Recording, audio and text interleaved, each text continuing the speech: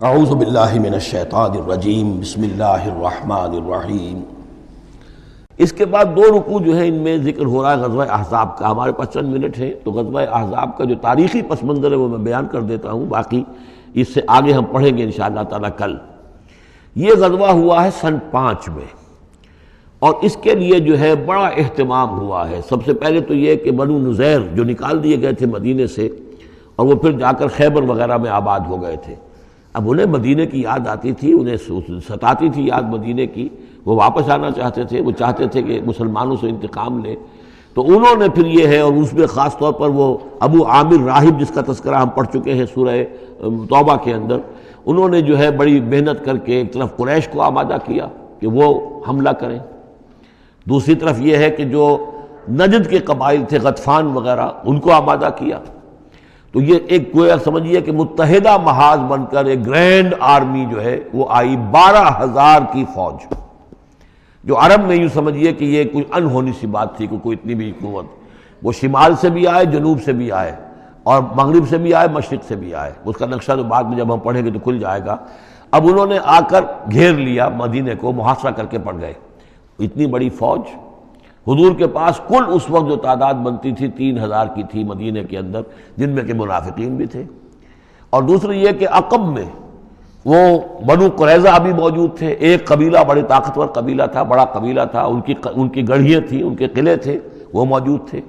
اب پیچھے وہ موجود ہیں، اندیشہ ہے کہ کہیں وہ غداری کریں، جیسے کہ اس سے پہلے بنو قینقاع نے کی یا بنو نذیر نے کی، اس وقت وہ غداری کریں گے، اور اس کی خبریں بھی مل گئی تھیں کہ سلسلہ جنبانی ہو چکا ہے اور باہر سے وہ لشکر آ گیا ہے۔ دو طرف مدینے کے حرات ہیں، چٹانیں ہیں لاوے کی، سیاہ پتھر ہیں اور چکنے ہیں، ان کے اوپر نہ اونٹ چل سکتا ہے اور نہ گھوڑا دوڑ سکتا ہے۔ تو وہ جو حرات ہیں مدینے کے دو طرف، وہ تو گویا کہ ایک اللہ تعالیٰ کی طرف سے ایک نیچرل پروٹیکشن جو ہے مدینہ کو ملی ہوئی ہے۔ اب دو طرف جو رہ گئے تو اس میں پیچھے تھے، یہ عقب میں جو ہے یہ بنو قریظہ کی گڑھیاں تھیں، اور سامنے کا علاقہ تھا کہ جہاں سے لشکر آ کر جو ہے انہوں نے جو حملہ کرنا تھا۔ تو پھر حضرت سلمان فارسی کے مشورے پر جب یہ مشورہ کیا حضور نے کہ اب اس طرح کیا کیا جائے، اتنا بڑی فوج آ گئی ہے، تو انہوں نے پھر بتایا کہ ہمارے ہاں یہ ایران میں یہ رواج ہے کہ جب اس طرح کی سچویشن ہو تو کھلے میدان میں جا کر لڑنے کی بجائے ہم خندق کھود لیتے ہیں، تاکہ اس خندق کے اندر سے ہو کر پھر یہ ہے کہ جو بھی چھلانگ مار کے آئے گا خندق میں سے، اس کو عبور کر کے آئے گا تو ان کے ساتھ مقابلہ کرنا آسان ہے۔ ایک ایک کر کے آئیں گے، 10 آئیں گے، ایک دم پورا لشکر جو ہے دوڑ کر جو ہے کیولری ان کی جو ہے گھوڑے دوڑا کر تو نہیں آ سکتے۔ تو اس حوالے سے پھر خندق کھودی گئی۔ بہت ہی یعنی رسد کم تھا، فاقے لوگوں کو ہو رہے تھے، 2 3 دن کے کھانے کو کچھ نہیں ملا، سردی شدید تھی۔ اس موسم میں پھر طے ہوا کہ خندق کھودو، تو مسلمان خندق بھی کھود رہے تھے، اور اسی دوران یہ خبر بھی مل گئی کہ بنو قریظہ بھی بغاوت پر اور بدعہدی پر آمادہ ہیں۔ یعنی ہر اعتبار سے یوں سمجھ لیجئے کہ اللہ تعالیٰ نے اہل ایمان کے صبر اور امتحان کے لیے ایک بہت ہی سخت خوفناک صورت پیدا کر دی۔ اگرچہ اس کے بعد ہوا کیا، اس میں یہ ہے کہ ایک حضرت نعیم تھے ابو مسعود الاشجعی، نعیم بن ابن مسعود اشجعی، انہوں نے ایک بڑی تدبیر کی، حضور سے آ کر اجازت بھی لی۔ اشجعی قبیلے کے تھے، وہ باہر کے تھے، مدینے کے نہیں تھے، کہ حضور اگر آپ مجھے اجازت دیں تو میں ان کے مابین کچھ آپس میں بد اعتمادی پیدا کر دوں۔ بنو قریظہ کے پاس گئے کہ دیکھو تم یہاں رہتے ہو، یہ تو باہر سے آئے ہیں،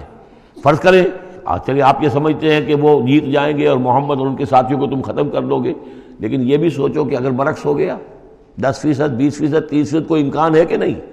تو تم کیا کرو گے؟ تمہیں تو یہاں رہنا ہے، پھر محمد کے ساتھ پھر تمہارا معاملہ ہوگا، اور ہو سکتا ہے کہ وہ چھوڑ کر چلے جائیں۔ پھر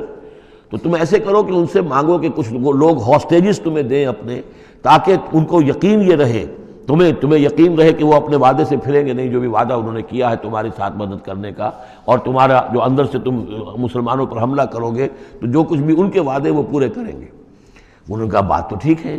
یہ نعیم جو کہہ رہا ہے یہ بات صحیح ہے۔ تو انہوں نے وہ مطالبہ کیا ان سے، قریش سے، اور وہ جو لشکر باہر پڑے ہوئے تھے 12,000 کے، کہ آپ اپنے کچھ آدمی ہمارے پاس بھیجیے تاکہ ہمیں اعتماد رہے، ہمارے پاس وہ رہیں گے ہاسٹیجز کی حیثیت سے، کہ ہمیں یقین رہے کہ آپ اپنی بات پوری کریں گے۔ ادھر سے جا کے ان سے کہا کہ وہ تم ان کے اوپر کیسے اعتماد کر رہے، وہ تو تمہارے اوپر اعتماد ہی نہیں کرتے، تم سے آدمی مانگ رہے ہیں۔ اور اس طریقے سے ان کے مابین جو ہے وہ ایک فرکشن پیدا کر دی، بد اعتمادی پیدا کر دی۔ ایک تو یہ ایک تدبیر ہوئی، دوسرے یہ کہ سب سارے امتحان پورا ہو گیا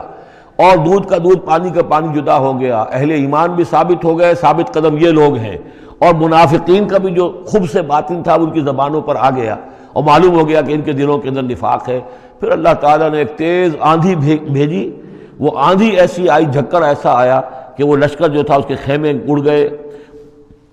جہاں دیگیں چڑھی ہوئی تھی چولہوں کے اوپر آگ لگ گئی، اور اس سے ایک افراتفری پیدا ہوئی، جس کے نتیجے میں وہ لشکر انہوں نے اپنا وہاں سے کیمپ اٹھایا اور چلے گئے۔ باقاعدہ کوئی بڑی لڑائی کی کوئی شکل پیدا ہی نہیں ہوئی، لیکن اللہ نے بس امتحان جو ہے ایک شریر مسلمانوں کا لے لیا۔